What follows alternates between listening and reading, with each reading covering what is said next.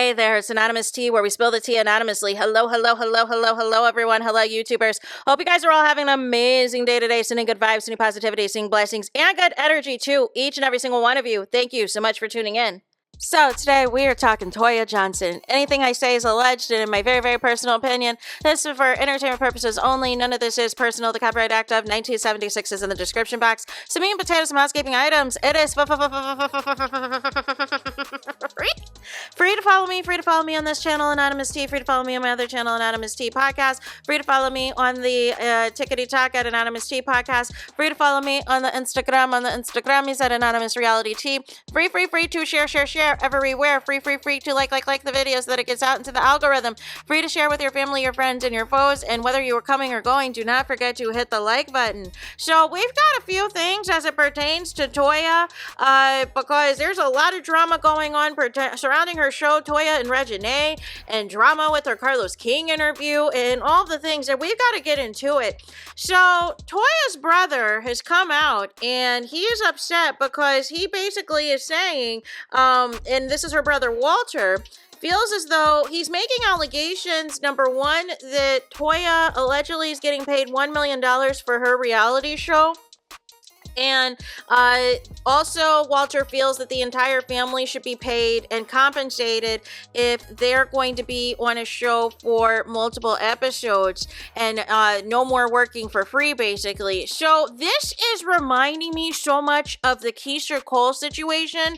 Remember, there was drama about the money on her very first reality show, The Way It Is, that it played out in her biopic that she did, that there was issues about the money.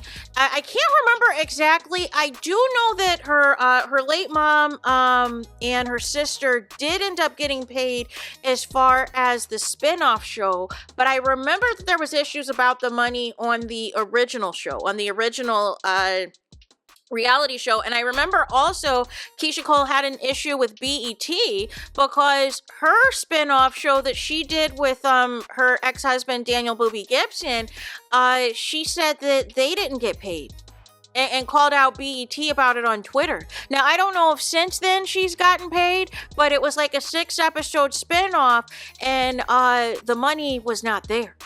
The money was MIA, and the show had already aired and wrapped and everything. So I'll say this. I think what has happened is maybe the alleged budget for the show was $1 million. But then once you take away the cost of production, the cost of, whatever locations they want to feature, the cost of whoever they're going to pay from the main cast, which I presume TOYA and Reginae are going to be the highest paid, right? Because it's their reality show. And then I'm guessing also probably TOYA's husband's getting a check as well. Once you factor in, the quote unquote main cast, I'm sure maybe there's like a per diem or something else somebody gets that is going to be significantly lower than what the cast per episode is getting.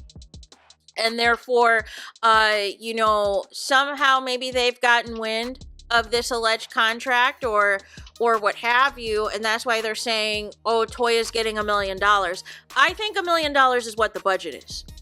That's just my guesstimation, that the $1 million is the budget for the show. And outside of that, I'm sure TOYA and Reginae are getting a hefty penny of what they're getting paid per episode or whatever else. But nonetheless, whatever the family is getting is probably very significant, or TOYA might be paying them on the side. Because TOYA has said in the Carlos King interview that she does pay for her family. But that's what I think. It's giving Keisha Cole vibes, where, again, a lot of the family is, a lot of the entertainment is bringing a lot of the entertainment and things to the show, but they're not getting compensated because they don't have the marquee name of whose show it actually is, right? Same thing as Keisha Cole, right? Keisha Cole is the marquee. However, there's a lot going on with her family that was the draw of the show. So now everybody's like, okay, well, where's my money? I'm bringing the entertainment and this and that. And this is the issue, you guys, with family reality TV shows, is that whoever the star in the family is, whoever the well-known person is in the family, they're going to get the actual bag. They're going to get the main bag. Now, the question becomes, did the family get paid at all? Did the family get paid at all, or do you feel of whatever it is that you did get paid was not enough compared to what TOYA was getting? That is the question that needs the answers, right? But nonetheless, if you're renegotiating and you got a second or third season, how is there no money at all? Allegedly, right? But I feel like this is what needs to be, established. And I think some people in the comments were like, well, the family can't just mooch off TOYA. They need to work. But I think, was it Walter or somebody that said that they've got, a few, legal related issues with their history. So they can't get certain jobs. They can't get a lot of jobs in certain fields due to some, issues with the law. So, but then the other side of it too is there's some people who just flat out, if that restricts you, do not want to work at McDonald's or Burger King or Walmart or whatever, right? These people, they're too prideful. They feel that they're too good, to be at the Taco Bell, to be flipping burgers. But nonetheless, a job is a job, right? If it's that serious. And I think the problem is with these reality shows is a lot of times, the star is going to be the draw. The star is going to be the one that has the nice home, that has the nice cars, that has these big brand deals, and this and that, is wearing designer everything from head to toe. So since TOYA's husband has came out and he made a joke and he basically was like, well, if TOYA is getting $1 million, where's the receipts? Where's the check? Because, I see the deposits and it's definitely not no millions of dollars. And basically, her husband, Red, was like, and this was like a joke that he did. This was a joking video that he did. But basically was like, if it is $1 million out there, please let me know, because I need my money and I need my money by Monday or I'm suing. Basically, this was a throwback joke to 50 Cent, who was calling out the legal reporter. I believe her name is Megan Cundiff, who reports on all the celebrity lawsuits and trials and things. And they made a bet about ASAP Rocky, and she's kind of reneging on it. But nonetheless, that's what it reminded me of, where he said he needed his money by Monday. And then TOYA responded as well, saying, I want my $1 million too, babe. Where's the $1 million? So nonetheless, like I said, I think it might have been the budget for the show.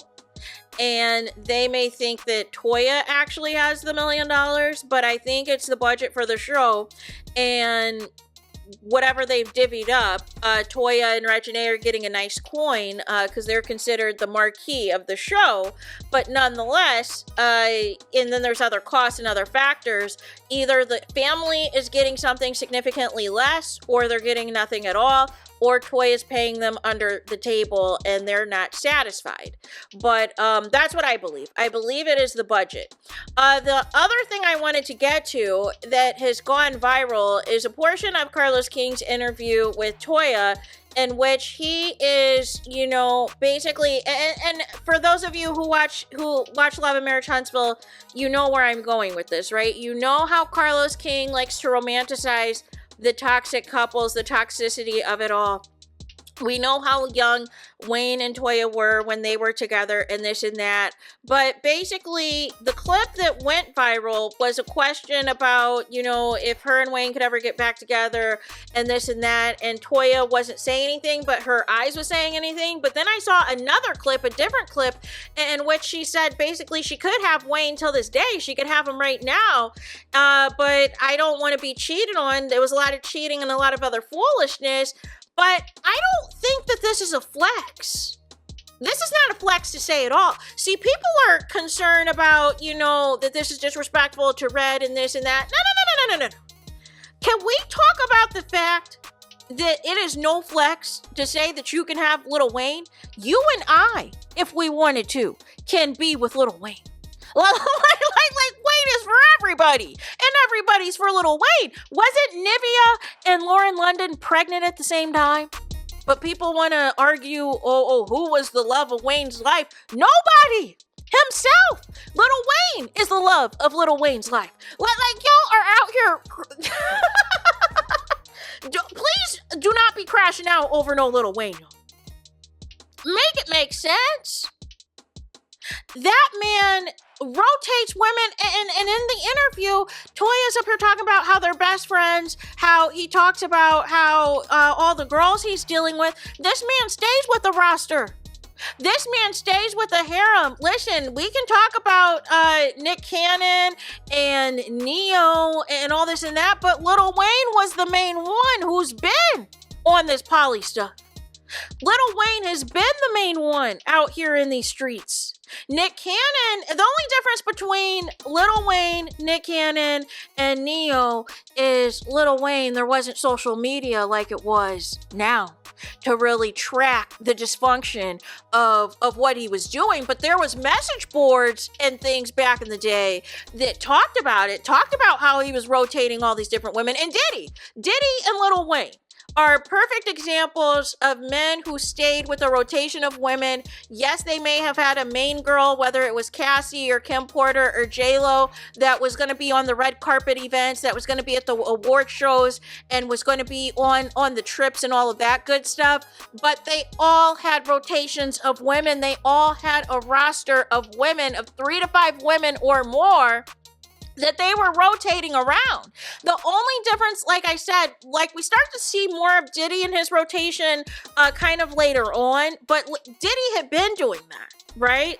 Diddy had been doing that, and especially Lil Wayne had been doing that. So I do not think it is anything special about talking about you can have Lil Wayne. I'm sure anybody can have Lil Wayne, because he's going to flash around his money, he's going to love bomb you and all these things, and you may end up pregnant as well if that's what you're trying to do out here, and all this and that. But nonetheless, y'all, Lil Wayne's not a prize.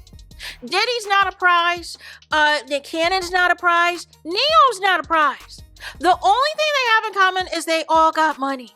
They all got money, and basically, if you have low self-esteem, if you are desperate, if you are looking for some type of come up or some type of clout or whatever else, and you are comfortable being one of many in the rotation, then go ahead. Then so be it, you guys. But make it make sense.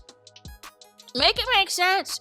But Red seems like a pretty no nonsense type of dude, and doesn't really say much, so it was interesting that he came out to speak on this. But I have not seen his comments regarding the comments about Lil Wayne. I haven't seen that. But, like I said, Lil Wayne, flexing about Lil Wayne is not the move.